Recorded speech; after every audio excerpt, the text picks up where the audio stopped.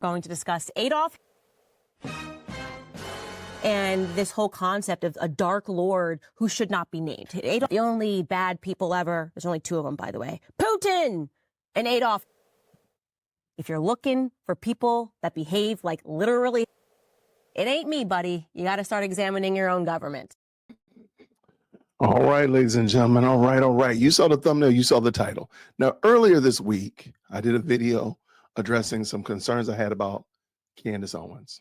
And lots of you all jumped into the comments. You had a lot to say, lots of feedback, lots of back and forth. And for that, I do appreciate it. Thank you so much for liking that video. Because you did that, it helped drive that video up. So please go ahead and hit that like button right now. And if you don't like me or you think I'm a grifter, hit the like button like 3 times. Just hit it 3 times. It works. Trust me. I pointed out something before, this historical revisionism that Candace employs of recrafting, reframing, reimagining, if you will, for a modern audience, the behaviors of the failed art student of Germany. And it's kind of gross. It's kind of gross. Like, I understand if somebody from another political party says, hey, you're literally just like the Yahtzees and the failed art student of Germany. Okay, they said it. I got you. And I may disagree. And Candace clearly disagrees with the historical narrative about the failed art student of Germany. Okay, fine. But what she's going to do right here, to me, is really part of the problem. And again, all the good that she has done, all the good that she's done for her causes, all the good that she's done to bring awareness to things like that are going to be overshadowed and buried under the landslide of what we're about to watch. So let's just bring it in. I'm just going to let Candace just tease it out. And you tell me, is she just going a little bit too far? To discuss Adolf. So incredibly bored. I am exhausted. I am tired. I need a nap. When people start doing the and the, of course, literally comparisons. It's over. It's canceled. Please stop it. It really started drumming up in 2015 when Trump was running. Literally MAGA. They're just like Nazis. It's always literally, right? It's never figuratively. They're like, no, literally, Donald J. Trump is. And of course, I've gone through it. Any person really that has a platform has gone through this. He is the focus of all of our youth indoctrination, right? We have a visceral response when we hear his name. That's why I did the sound effect, dun, dun, dun, because they've turned him almost into Lord Voldemort. I don't know if you're a Harry Potter. I can totally understand that. I totally get that. However, again, like, we can agree to disagree on his history. We don't need to use, she's going to try to recreate and recraft behavior. And I think that's a lap too far. It just creates more problems than it solves. Potter fan, I definitely was and am one. And this whole concept of a dark lord who should not be named. Adolf is he who should not be named. And what's really interesting is that when you even discuss, you would assume, since that's the entire focus, the nucleus of our idea of who a bad person is, step aside Satan, because we've got Adolf Hitler. When you assume that people, therefore, must know a lot about World War II, you then find out that actually Americans know nothing about World War II. My husband was amazed by this, by the way, obviously, because I'm in this sort of cross-national relationship. My husband was like, why do Americans always use Adolf as if, you know, he was the #1 mass murderer of the 20th century? He wasn't. What is this extreme focus on Nazis and Adolf as the only comparison we can ever make? And like I said, it's because we have been indoctrinated and we actually know nothing about the person other than the fact. Okay, I'm gonna stop right there. I agree. We try to come up with a avatar of a particular idea. You know, the avatar of the best singer, or the avatar of the best football player, or the greatest in athletics. We'll call them the GOAT, right? So there's always these avatars out there that people can kind of instantaneously, their name is synonymous with what they've done and accomplished. And so sadly, the failed art student, his name is synonymous with what he's been tied to. The problem is she is now about to unknot and untie what we know about the failed art student and try to craft it and cast it in a new light. To me, again, I feel like this is time wasted, and it's her reputation, her legacy, what she's done. That is the good that she's done for various and sundry causes is going to be completely buried under this, because this is why people are turned off from her. But let's see. That we must fear him. And if you really, really, really want to insult someone, say, you are literally. And so, yeah, imagine my surprise. I know I've showed you this on the show before, but when I actually then started learning real history and I got out of the bubble of the American education system and I started recognizing these Soviet tactics of introducing really heavy concepts to kids while their brains are developing because you want to traumatize them. And you're traumatizing them because you want them to comply. And what you want them to comply with in this case is Germany, the greatest evil that's ever happened on earth, even though factually and statistically it is not. And part of that learning process for me when I started looking into it was coming across a huge fact that we ethnically, the Allies, ethnically cleansed 12 million Germans. Because when you say to people, okay, what is it about? Why is he the most evil? Well, the first thing people would say is, well, an ethnic cleansing almost. Okay. I had never heard this before. And maybe it's true. Maybe what she's saying is 1000% true. Okay. What are we trying to do? What are we trying to do? Are you trying to say that, well, this group of people is equally as bad as the Yahtzees and the failed art student? Are you trying to say that they're more evil and vile than the failed art student? What are you trying to do? And I think she's trying to go with actually that the Allies were actually worse, is where I believe she's trying to get to and trying to land. And to me, why are we doing that? And why are you putting your reputation and your legacy on the altar of trying to shine a better light on the failed art student and Yahtzees? You don't actually have to use them. You can actually just talk about, if you feel like this is true, what you're saying as relates to the Allies. You don't actually have to bring the failed art student into it at all. The fact that somebody else did, like, okay, fine. You use him like that. You say that LeBron is the GOAT. I say that MJ's the GOAT, and I'm just going to talk about MJ. You can just do that. You don't have to play their game, but this is what she does. And I feel like this is where she's going to really go off the rails. Watch this. Took place. And now I offer back, you mean like we actually did to the Germans? Here's a clip again from that documentary I keep telling you that you have to watch. It premiered on BBC, and it is entitled The Savage Peace. Czechoslovakian civilian who watched what was done to his German-speaking neighbors immediately following the end of the war. Altogether, 2,000 Sudeten Germans were murdered in just 5 days in June. Well, I certainly saw it as genocide. They just let out their inner bastard on these defenseless people. That was clear. I can say that what happened here in 45 is no different at all to the Third Reich. The morals of these people who did this, they were the same.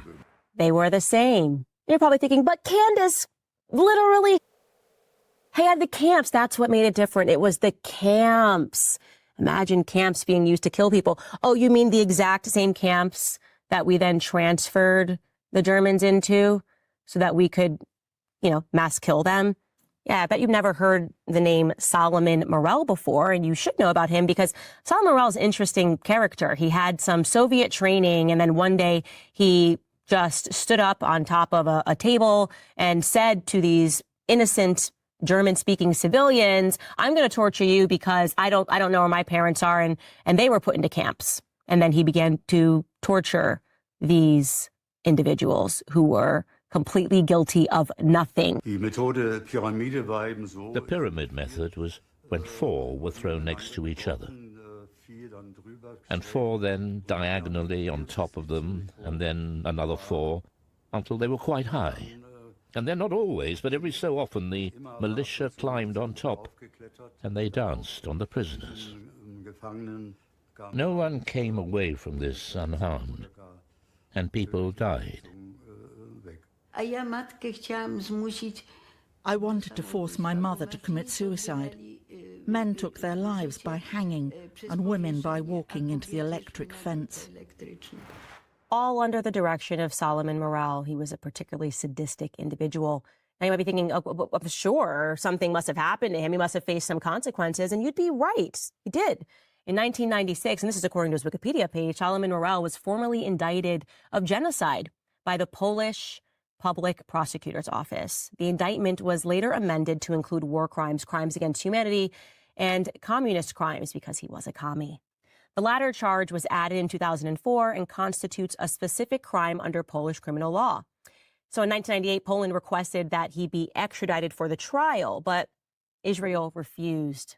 Yeah, that's where he was hiding out, in Israel. And so Israel sent a reply to the Polish Justice Ministry from the Israeli government that said that they would not extradite him because the statute of limitations had expired on war crimes. So you can put, Germans into a pyramid, innocent civilians. You can watch them suffer. You can murder them in mass. And I don't know, I guess statute of limitations can expire. That's all I'm going to say on that, because Israel is, of course, our greatest ally, the most moral everything in the world. Do you know who else agreed with those Czechoslovakian civilians that the things that were done to the Germans were utterly horrific?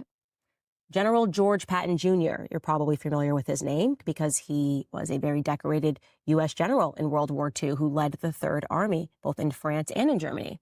Well, post-war, they appointed him as the military governor in Bavaria, and he led denazification efforts, because that's what we're doing. We're trying to denazify the territory. That's a great effort.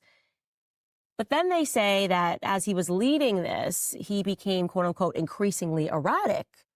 PBS states that in April of 1945, he was removed by Eisenhower from his leadership of the Third Army for making inflammatory remarks concerning the denazification policies. What were those policies? He said, quote, "We may have been fighting the wrong enemy all along, but while we're here, we should go after the bastards now because we're going to have to fight them eventually." He's referring to the Soviets that trained that person that I just showed you, who were utterly sadistic and mass murdering Germans for no reason other than the fact that they were speaking German. They hadn't even voted for Adolf, had nothing to do with anything, but they had to die. So yeah, if that's what your concern is, if you're worried about camps, we did that. If you're worried about ethnic cleansing, we did that. Don't even get me started on the camps that we forced our own American citizens into following Pearl Harbor. Yep, that's a thing as well. Of course, you remember that. Japanese, some people weren't even Japanese. They were just Japanese looking. And we went ahead and we put them in camps after Pearl Harbor, and we made them stay there until the end of war. So don't let that be something that you think we're not capable of. But then you move on to the experimentation. Yes, of course, that's been embedded into our minds. The Nazis experimented on innocent people. So, there's only a little bit left, but I just want to stop for a second. And I'm just asking the question. I don't understand whether it's true or not, whether Candace is 100% true or Candace is completely off her rocker. What is the benefit of this discussion? I'm just wondering, what does it do for us today? And when you couple it with some of the rhetoric that she has in other key areas, it does start to cause some problems. And again, it overshadows the things that she's done that are good. It overshadows the things that she's done that are positive and the such of that nature, because what she's talking about becomes very problematic for others. So what is the purpose of this? Okay, here we go. Candace, come on. That's the difference. They experimented on twins. I mean, some of the stories, by the way, sound completely absurd. I'm like, the idea that they just like cut a human up and then sewed them back together. Why would you do that? Literally, even if you're the most evil person in the world, that's a tremendous waste of time and supplies. Just slice a person in half and sew them together. That just sounds like bizarre propaganda, but let's just go. So let me ask a question. The idea and the notion, I'm not saying it is right, but if they did that, cut somebody in half and sew them back together to see what would happen, and you're saying that sounds bizarre. Why do the other things not sound bizarre? Why do those other things that you're saying not sound bizarre? But this sounds bizarre. I think they both sound crazy, truth be told. But why? Why do you not say, this is bizarre and you're bizarre too? Like, why does it have to be one but not the other one, Candace? I don't get it. And again, not trying to just argue for argument's sake, but what's the purpose of that? Let's go. Let's get that. With it, let's say that that's actually true. okay, that experimentation is the thing that sets the Nazis apart. Well, why did we bring them all over here thereafter? What was Operation Paperclip?